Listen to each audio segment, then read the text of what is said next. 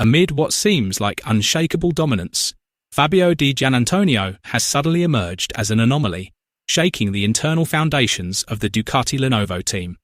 Not only because of his beyond expectation performances in the opening 3 rounds of the 2026 MotoGP season, but also due to his boldness in challenging a hierarchy long considered untouchable. From a satellite rider, he has transformed into a new centre of power, demanding equal status with big names like Marquez, triggering strategic tensions that could reshape the Italian manufacturer's policy direction. Is Ducati ready to sacrifice the system they have built to accommodate this unplanned phenomenon? Let's discuss. The 2026 MotoGP season has only completed 3 rounds, yet one name has suddenly shaken up the competitive landscape: Fabio Di Giannantonio. With 2 pole positions, 2 podiums, and 4th place in the current standing, 7 ahead of the reigning world champion, the Italian rider is no longer just a supporting figure on the grid. He has become the centre of attention, as well as a new source of tension within Ducati. Few predicted Di Giannantonio's surge in performance. Starting the season with the VR46 racing team as a satellite rider, expectations for him were relatively low.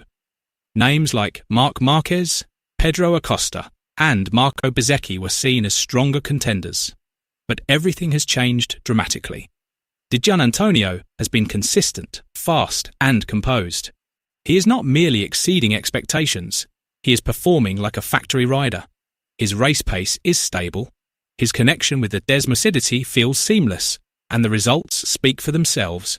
He has been Ducati's best performing rider so far. That confidence has now evolved into a demand that is shaking Ducati internally. Through a public statement in the media, Fabio Di Giannantonio delivered a message that leaves little room for interpretation. If he remains with the VR46 racing team, he wants technical treatment equal to that of factory riders. This goes beyond standard support. It means full access to the latest bike specifications, priority in upgrade allocation, and direct involvement in development direction. Privileges traditionally reserved for leading riders like Marc Marquez. This request has quickly become a hot topic in the paddock, not because of financial or popularity factors, but because it touches the very core of team hierarchy and manufacturer development philosophy. Di Giannantonio is implicitly challenging the traditional boundary between satellite and factory teams, a line Ducati has long guarded closely. And this is precisely where the potential for conflict begins to take shape, between the rising ambition of an individual and a long-established organisational structure. As Ducati prepares for the major transition to the 850 cubic centimetre engine era in the 2027 MotoGP season, the manufacturer has already established a clear hierarchical structure regarding development priorities. This system is designed to ensure that only a select few riders receive full factory backing, including first access to crucial technical updates that will define on-track competitiveness.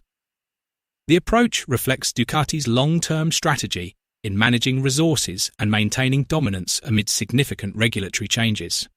However, an issue arises when Fabio Di Giannantonio's name is not included within that priority circle. The decision feels questionable given his current performance, where he has outperformed several riders who are on the factory's primary support list. This situation creates a paradox within Ducati that is difficult to ignore.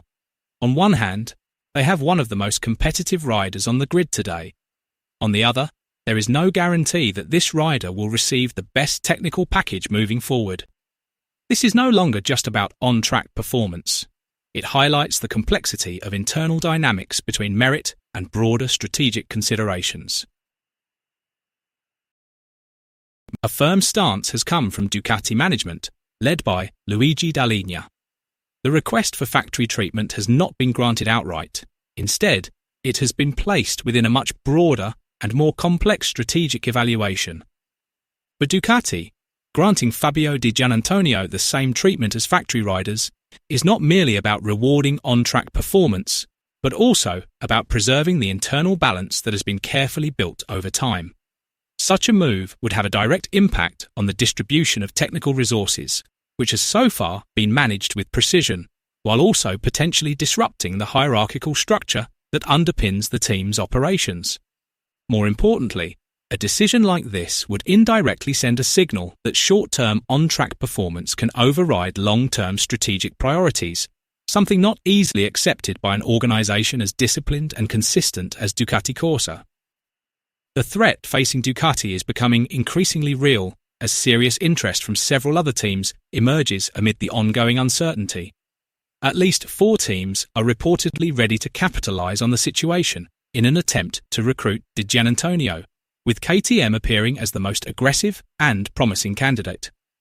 Internal dynamics at KTM, including question marks surrounding the consistency and condition of Maverick Vinales, have created a significant opening for a new, more stable and competitive figure. In this context, Di Giannantonio is seen as a highly attractive option. He not only possesses solid experience at the highest level, but is also currently in peak form, demonstrating growing consistency and competitiveness from race to race. In addition, psychological factors play a key role. The drive to prove himself after feeling underappreciated has become extra fuel for his ambition on track. If this transfer scenario materializes, the consequences for Ducati would be far from simple. They would not just lose a talented rider, but could also end up strengthening a direct rival with someone who has deep knowledge of the Ducati Desmosedici. This could shift the competitive balance, especially if Di Giannantonio is able to apply that knowledge to accelerate the development of his new team. The tension does not only affect the relationship between rider and manufacturer, but also has the potential to create a serious domino effect within VR46 Racing Team, owned by Valentino Rossi. The team's internal stability, long considered one of its key strengths, could begin to erode, particularly as strategic decisions for the 2027 season start to take shape. In the medium-term outlook, VR46 is expected to be reinforced by Fermin Aldiger, a young talent who has already secured a commitment of full factory support. This situation creates an imbalanced dynamic. On one hand, Aldiger, as a newcomer, is positioned as a top priority in terms of technical development and resource allocation. On the other hand, Di Giannantonio, currently at his performance peak and a key figure for the team, may not receive equal treatment. Such disparity is not merely a technical issue, it also touches on psychological aspects and trust within the team. If left unresolved, it could easily trigger internal friction that becomes difficult to control. In a competition as tight as MotoGP, team harmony is a fundamental pillar for progress. When internal structures begin to crack and priorities no longer align with on-track performance, the risk of stagnation or even decline becomes almost inevitable. Right now, Di Giannantonio is not just fast, he is in a phase of perfect synchronization with his bike. In MotoGP, moments like this are extremely rare. If Ducati fails to capitalize on it, they risk repeating past mistakes, losing a rider at the peak of his performance. Will Ducati adjust its system to match real performance on track, or stick to its long-term plan and risk losing a valuable asset? Share your thoughts below.